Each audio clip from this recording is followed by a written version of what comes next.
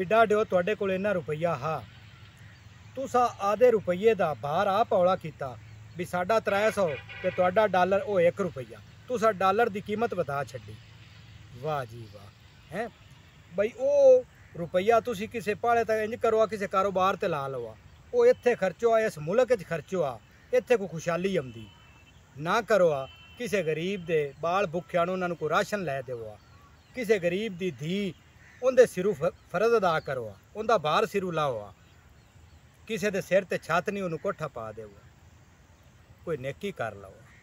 ये केड़ी नेकी कीती जे मिस्टर कैबन, उस मिस्टर कैवन ते जिन्हों हुण असी आए मिन्नत पे करने भी 3 तरीक नूं तू ये अकाउंट खोलने ने, बंदे बचाने ने, बंदे मरदे पे ने, इन्हां दे रुपये तू पिछा मोड़ने ने, तेरा भी रब भला करसी।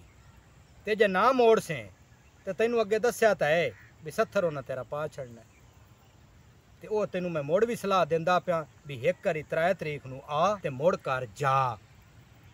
वेख लो यार, कदी तो साडा भी टाइम बदलेगा, जे दे वो नहीं रहे ते रहने ये भी नहीं।